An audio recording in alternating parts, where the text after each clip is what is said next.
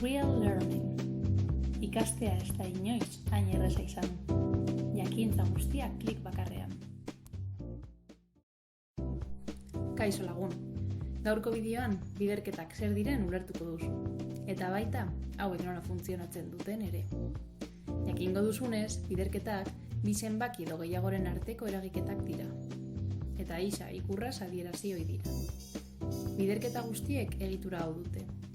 Zenbaki bat, biderketaren zeinua, beste zenbaki bat, emaitzaren zeinua eta emaitza.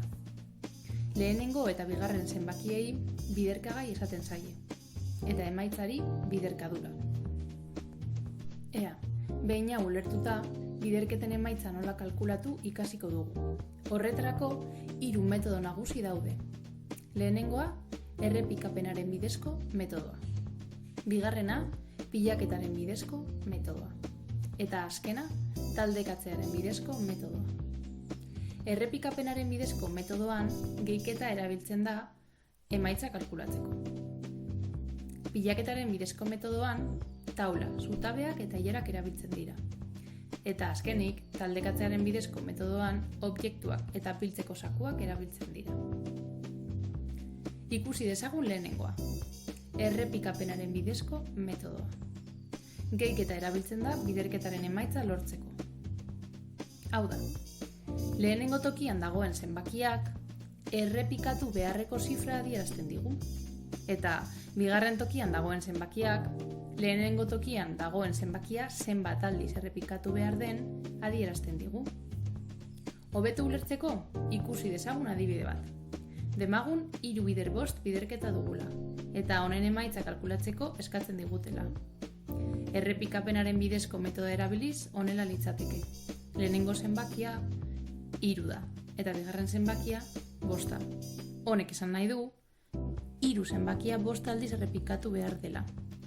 Hau da, 3, gehi 3, gehi 3, gehi 3, gehi 3. Gehiketa honen emaitza 15, eta hortaz, 3 bider 5 emaitza 15 izango da ere.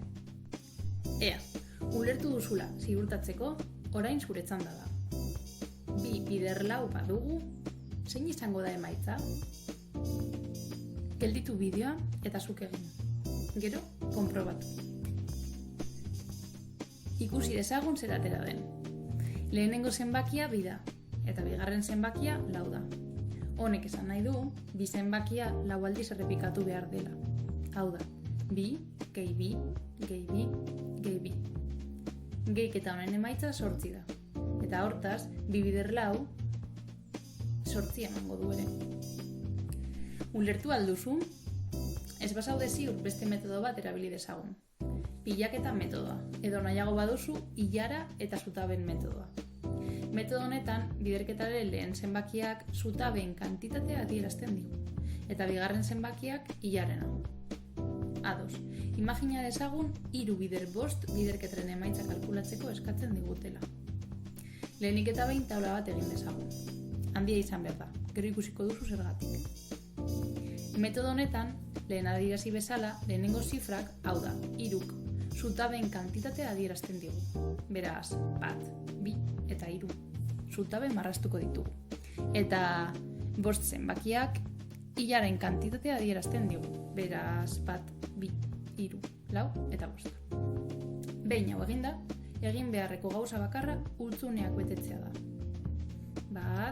1, 2, 3, 4, 5, 6, 7, 8, 9, 10, 11, 12, 13, 14, eta 15. Ondoren, zenbatu ditzagun. Gurutzeak 15 daude ezta? Horrek esan nahi du, 3 bider 5, 15 dela. Ulertu alduzu oraingoan? Zure erantzuna oraindik ez eta bada, ikusi dezagun azken metodoa. Taldekatzen metodoa, hain zuzen ere. Metodo honek taldeak egitea du helburu. Lehen zenbakiak objektuen kantitatea adierazten digu, eta bigarrenak talde kopurua. Adibidez, 3 bider 5 badugu, 3 zenbakiak 3 txokolate tableta adierazten digu, eta 5 zenbakiak taldeen kopurua. Hau da, 5 talde egin behar ditugu bakoitzean 3 txokolate tableta daudelarik. Beraz, marraz ditzagun. 1, 2, 3 txokolate tableta eta sartu ditzagun saku batean. Horrela, denekin.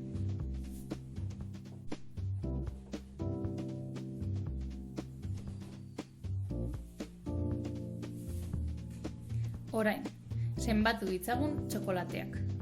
Zenbat daude guztira? 15, ezta? Horrek esan nahi du 3 bider 5, 15 dela. Orain zure txanda da. Ariketa bat jarriko dizut, eta emaitza lortu behar duzu. Zein izango dute da 2 bider 3-ren emaitza?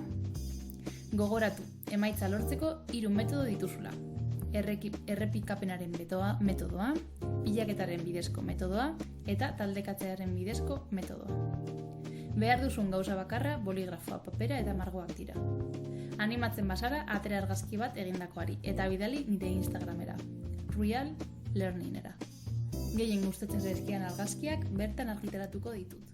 Anima zaitez! Gai honen inguruan zenituen zalantzak argitu izana espero dut. Parteka ezazu zure inguruko lagun, ikaskide edo gurasoekin, eta horrela haiek ere laguntza jaso dezakete. Bideoa baliagarria izan bazaizu, ezahaztu zure botoa emateaz. Hurrengo orduetan argitaratuko ditudan bideoen berri izateko harpidetu egin zaitezke. Gogoratu, jakintza guztia klik bakarrean.